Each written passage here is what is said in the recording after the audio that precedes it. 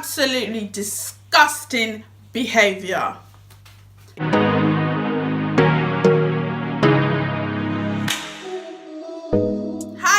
Welcome back to our channel. If you're new here and it's your first time, my name's Aaliyah and I'm usually here with my husband, but he's not here today. We're a family channel and we do vlogs, games, challenges, baby videos. We also do discussions and debates, and today I'm going to be discussing a trending topic that's been trending for the past few days now, maybe the past 3 days.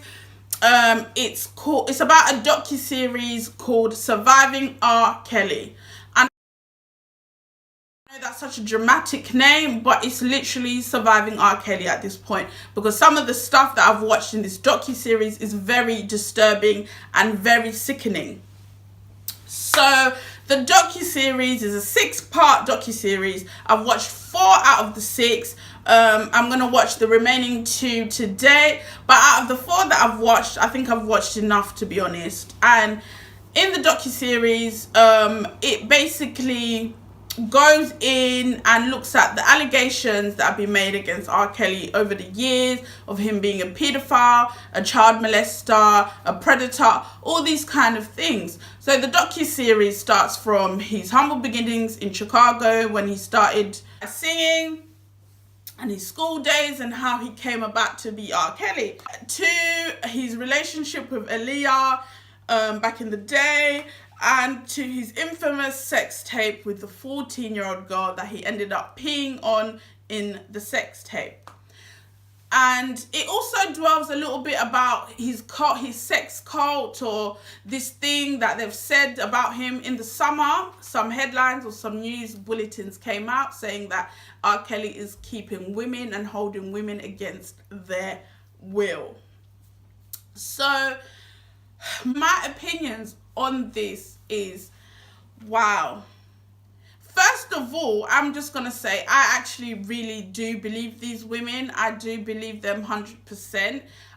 Even before this docuseries, I've always just had, I don't know, I know there's been allegations on R.kelly for years, and people were saying it's not true,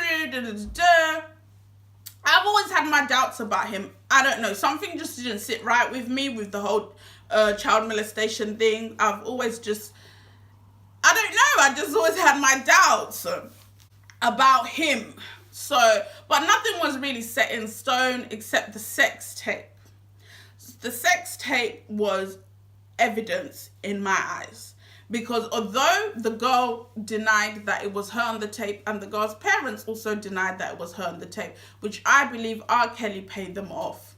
And I believe as parents, you're no better than him. I mean, as parents, that's a really poor decision. If your child has been molested, why I would go through trial, I know it's not a nice process, but I would want to see you behind bars than collect any sort of money that you're giving me. And the reason why I believe the sex tape was evidence, I know people say, oh, the sex tape wasn't him, it wasn't the girl.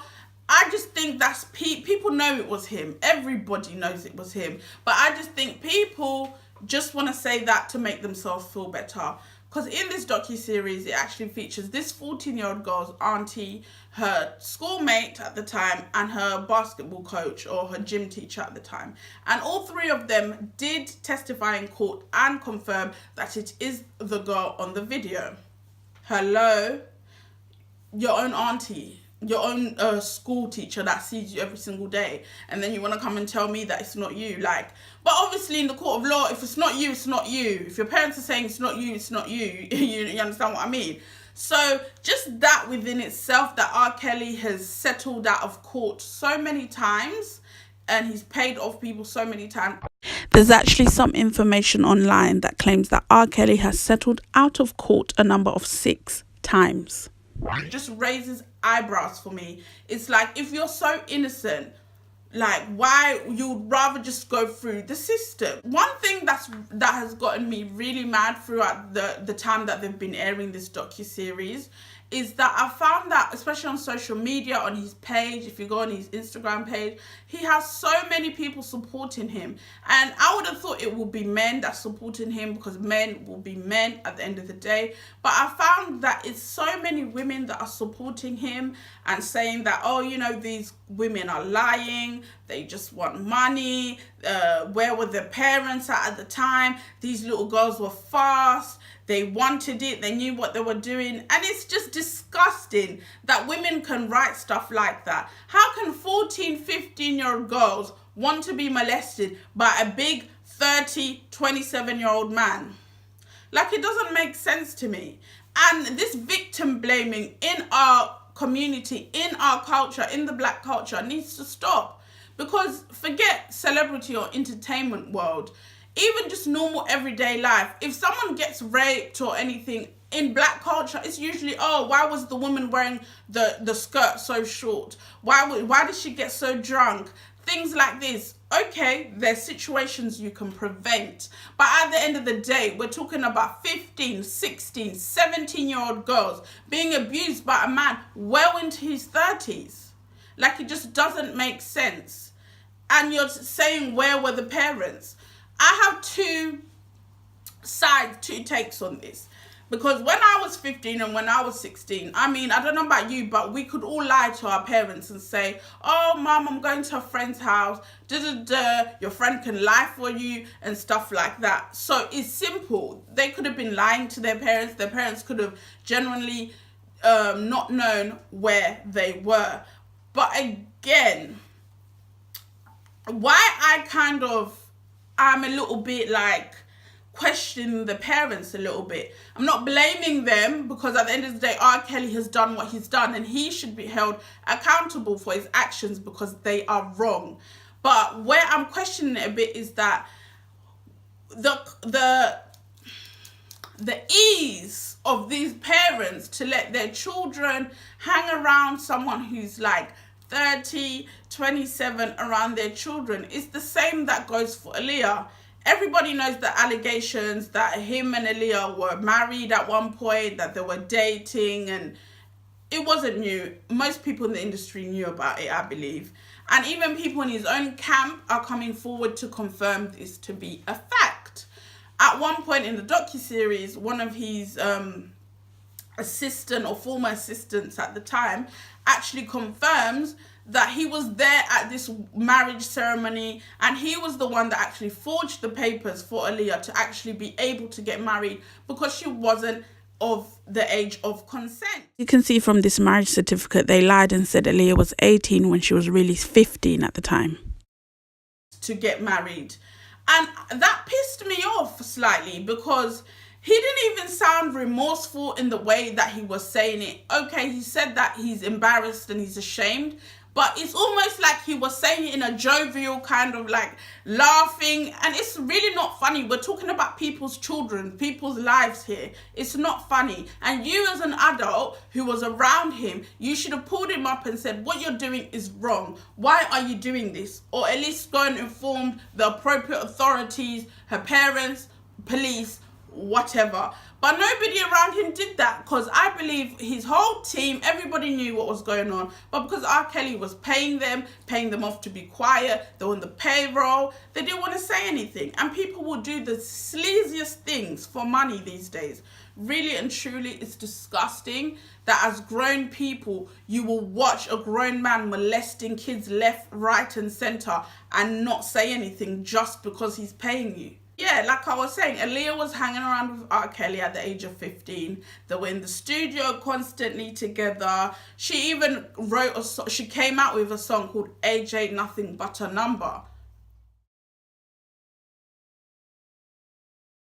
Can we read in between the lines, please, of that song? In the song, she's talking about an older guy that she's ready to go all the way to sleep with him. That's what the song is insinuating. And in interviews, they'll wear matching outfits and she'll say that they're best friends for life. Or, excuse me, as a parent, there's no way my 15-year-old daughter is wearing matching outfits with a grown 30-year-old man. well, we're just not going to be doing it. I'm not going to allow it and be in the studio and release such a song. So I feel like sometimes the parents kind of need to see the situation they're putting their children in as well. Even after him and Aaliyah parted ways, Aaliyah and her family kind of did not talk about it since, which makes me feel like there was a payment or there was a non-disclosure signed. I know in the docuseries it said he paid Aaliyah $100, but I feel like the payment may have been more than that. They're just trying to maybe clean up her image. Because, yeah, in the docuseries, one of R.Kelly's backup dancers from back in the day actually comes forward and says that he actually witnessed R.Kelly and Aaliyah having sex. At the time, Aaliyah was 15, so this is rape, basically, statutory rape. And Aaliyah's mother came and shut down those claims and said, it's a lie, the girl's a liar, I've never met the girl in my life. Whenever Aaliyah was on tour, whenever she was doing interviews, whenever she was doing stuff, we were always there. I just think at this point, Aaliyah's parents, bless them, may her soul rest in peace. They're just trying to clean up the image or the little legacy that she has. I'm a big Aaliyah fan, but I just feel like they don't want people to also question maybe their parenting style, because you obviously wasn't there all the time. When they were wearing matching outfits, were you there? Because if you were, then that's questionable. So to me, I don't know. They could have, for all we know, they could have known what was going on and just allowed it, because for the greater good of their daughter's career and their own lives, they were just turning a blind eye. This is not the first time black parents have done it. And when they actually decided to get married, maybe that's when they were like, oh, do you know what I mean? So it's the same with his backup dancer, this Sparkle lady. She came forward saying that, he's always been controlling, and then that she introduced him to her niece, which her niece later turns out to be the 14-year-old girl in the sex tape that he peed on, that had denied that it's her in the sex tape. So I don't know, because this is really weird to me. As a backup dancer, or backup singer rather, you have been working with R. Kelly from the very beginning of his career, it says in the documentary. So you knew about all the allegations, you knew about the whole Aaliyah thing, the marriage thing, you knew about all of this. And in his camp, it was a thing that was discussed that, oh, he likes young girls, he brings young girls around, he hangs around the high school. So even if I was not sure or 100%, just having those allegations out there, I'm not going to be bringing my 14-year-old niece or 12-year-old, she was actually 12 at the time, I'm not bringing my 12-year-old niece to you. And then she said that she started seeing her niece in the studio with him alone, and she would walk in and say, what are you doing here? She thought it was odd, she thought it was strange, but she didn't really, hello. If I see my niece in the studio alone with no me, no her parents, no adult chaperoning this whole thing, I'm going to be dragging her home, or I'm going to be telling her parents, listen, I really don't think it's conducive for so-and-so to be in the studio alone with him. Someone should at least be watching them. Unless the parents were getting paid off as well by R. Kelly, which I think that might have been a fact. That's why they denied it, that it was her at court. And I read somewhere that even up till date, that the parents are still in contact with him, that the girl is even maybe living with him, or she's part of the cult.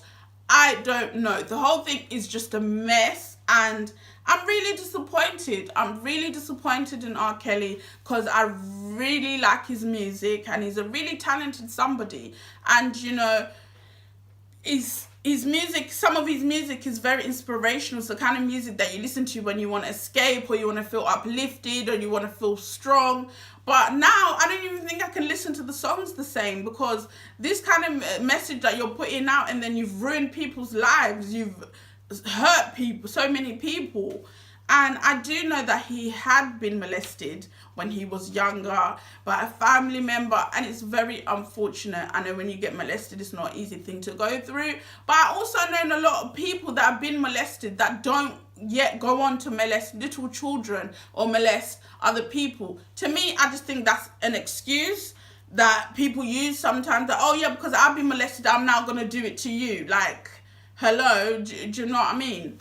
Even down to some of the celebrities that were approached to appear in this docuseries, I'm looking at them a bit sideways, because I know people are like, oh, maybe they didn't want to get involved, but sometimes you got to speak up when something is wrong. You have to project your voice and let it be known, because then if you don't speak up, it's almost the same as you're agreeing with it and you're happy for it to carry on and to go on.